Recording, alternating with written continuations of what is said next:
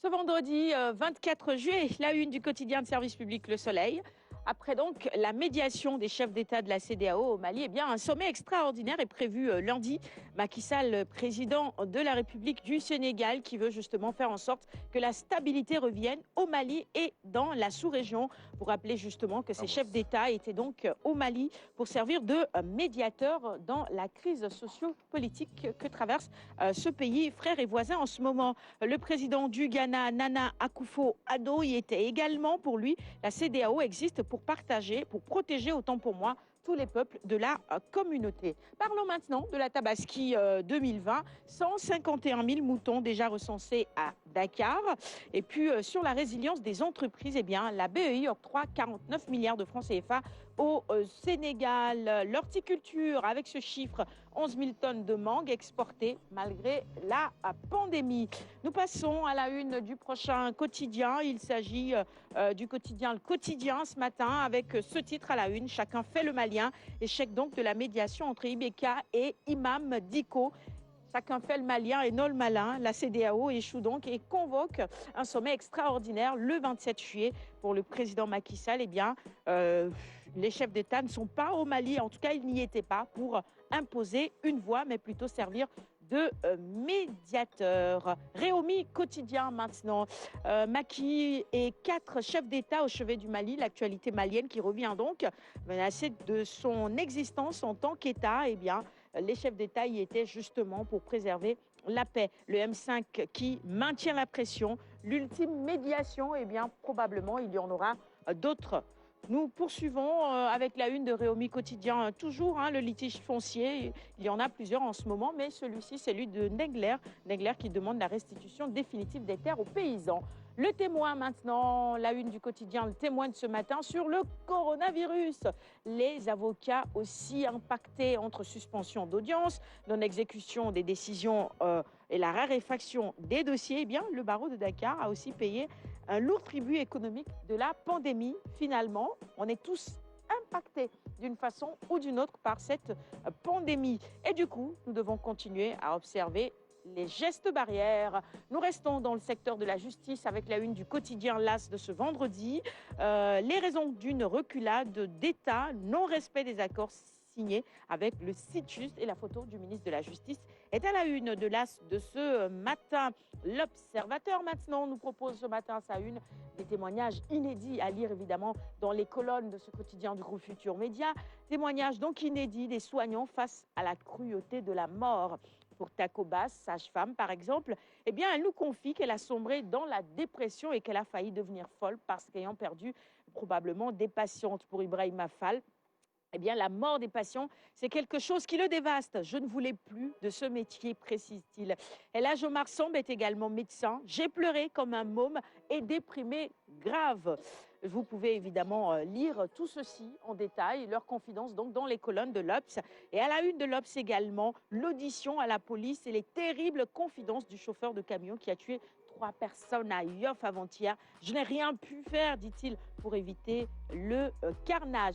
Aïda Samb est aussi à la une de l'Obs ce matin. J'ai toujours espoir de me marier, dit-elle. Ma timidité a peut-être un peu retardé ma carrière. Bon, Aïda Samb, toujours un cœur à prendre. Ça devrait intéresser beaucoup en ce moment, non? C'est une belle dame qui chante très bien. Extrêmement bien. On me confie qu'à la régie, il y a déjà plein de candidats pour devenir le Borom Cœur, c'est ça? Elle donne des ailes à beaucoup de timides qui étaient un peu dans leur petit coin et qui n'espéraient pas conquérir Aïda Samb. Ils vont se dire, ah, le terrain est encore libre. Oui, c'est ça. Voilà, nous avons toutes nos chances. Qui sait? Et puisqu'il y a 4 places à pourvoir, bon, deuxième, première, elle n'a pas précisé. N'entre pas dans cette catégorie. Elle n'a pas précisé, elle a juste dit qu'elle était encore, elle a toujours espoir de se marier. Donc. Et puis c'est son activité sur l'international, sa carrière. Bon, vous savez, il est très difficile d'être première femme et de devoir mener une carrière de musicienne. Je pense que la deuxième place, voilà, ça lui irait bien. Deuxième, troisième, quatrième. Deuxième, troisième, quatrième. Exactement. Messieurs, décidément, vous avez décidé pour elle. Pourquoi pas. C'est intéressant. Bien, vous êtes en train de rire à n'en plus. Alioune, il est incorrigible. Pas point de suspension. Aujourd'hui, toutes les femmes actives, intelligentes, Bon, écoutez, préfère la ne deuxième recule place. pas hein, quand on leur propose le deuxième poste. Regarde la réaction d'Anta. Anta. No comment. Lit quotidien maintenant nous ramène à ce drame, le film de ce drame de Yoff, les insoutenables révélations des témoins coincés dans le taxi, 2 enfants de 3 et 7 ans tués sur le coup. Et on a appris que ces 2 enfants étaient les seuls enfants d'une même famille. Et cette dame est complètement dévastée parce que c'était ses seuls enfants. Mais quelle tragédie cette histoire, quelle tragédie.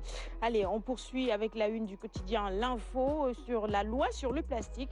La feuille de route des commerçants nous est dévoilée ce matin à la page 5.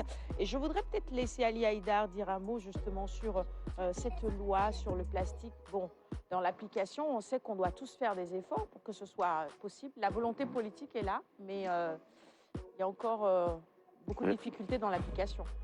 J'ai moi-même initié cette loi, je le rappelle, après concertation avec les industriels du plastique, avec certains commerçants, bien sûr pas tous, mais on était parti sur le principe qu'il fallait éradiquer le mousse plastique dont le microgrammage était inférieur à 30. Parce que les mousses plastiques ont un microgrammage de 8-10. Et donc, quand vous les prenez avec vous, même pas 10 minutes, 15 minutes, ils se déchirent et ça devient une poubelle et ça devient un produit hautement toxique pour la santé publique quand elle se désagrège. Alors, on s'était entendu avec les industriels pour aller vers un sachet dont le microgrammage serait égal ou supérieur à 30. Donc, un mousse, un sachet qui aurait une durée de vie au moins de 1 mois. En plus, ce sachet ne devait pas être gratuit. Parce qu'on part du principe que quand c'est gratuit, les gens, ils en abusent, ils le jettent. Donc, il fallait pas le distribuer gratuitement. Alors, les industriels étaient d'accord. Maintenant, dans la mise en œuvre, il faut bien sûr toujours expliquer, accompagner et amener les gens à accepter. Voilà. C'est ça. Je pense que c'est ça le la gros challenge. stratégie. Oui.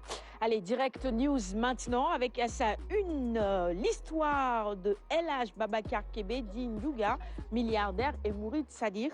L'histoire jamais racontée d'un Dango, autant pour moi, Dara, devenu grand manager, bâtisseur du premier empire financier sénégalais. Ouais, Notre historien, Alioune Badara Kane. Écoutez, une fierté pour le Sénégal, je crois l'un des premiers Sénégalais milliardaires hein, à l'époque. Et écoutez, un grand mécène aussi. Donc, qui n'hésitait pas à sortir l'échiquier pour aider son prochain. Ndiouga Kébé, aujourd'hui, le Sénégal lui doit beaucoup d'infrastructures. Il y a l'immeuble Kébé, hein, un orgueil pour nous Sénégalais. À l'époque, dans le contexte des années 80, avoir un tel immeuble construit, réalisé par un enfant du pays, par un fils du pays, par un Sénégalais, ça, quand même, à l'époque, on s'énorgueillissait d'avoir ce patrimoine-là grâce à Ndiouga Kébé. Malheureusement, avant qu'il ne puisse concrétiser son rêve de réaliser un palais à Touba, Dieu l'a rappelé auprès de lui. Mais allez-y à Touba, faites un tour dans la ville sainte. Il y a beaucoup d'infrastructures qui portent la signature de feu El Hadji Ndiouga Kébé. Même la réalisation, la modernisation de la grande mosquée de Touba sous le magistère, sous la houlette du calife Serigne Cheikh Abdoulahat Mbacké. Il y a beaucoup contribué. Il fait partie des plus grands contributeurs à l'époque pour la réalisation, en tout cas pour la modernisation de la grande mosquée de Touba, qui est aujourd'hui une belle carte postale pour tous les Sénégalais. Donc Ndiouga Kébé, on lui doit beaucoup en tout cas.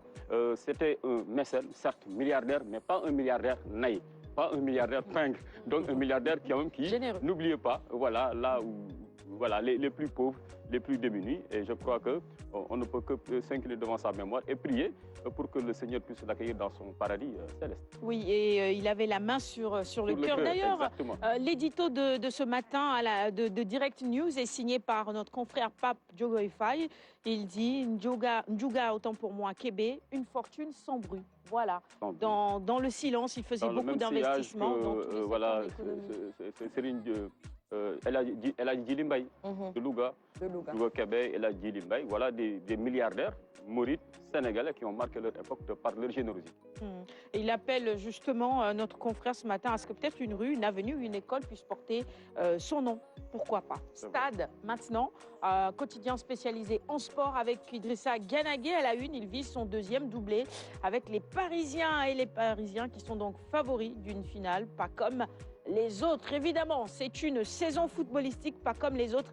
le coronavirus s'est invité à la danse, au match donc, et du coup, plus de téléspectateurs. Les gens sont restés chez eux, plus de spectateurs, autant pour moi.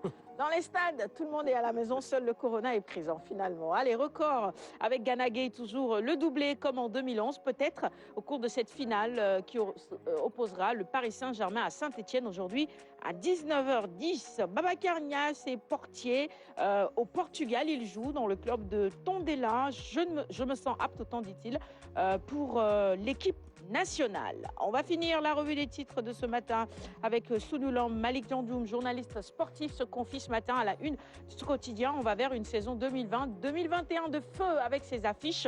Boignan 2, Tafatine, on en parlait hier en plateau. Balaguer 2, Bombardier. Un combat à l'issue incertaine entre Boignan et Tafatine. Hier, on l'a également rappelé pour Balagri. Eh bien, soyez-en certains, il y aura bagarre. C'est tout pour la revue des titres du jour.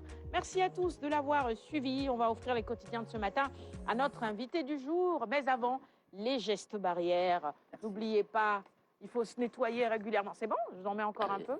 Super. Les mains régulièrement. La distanciation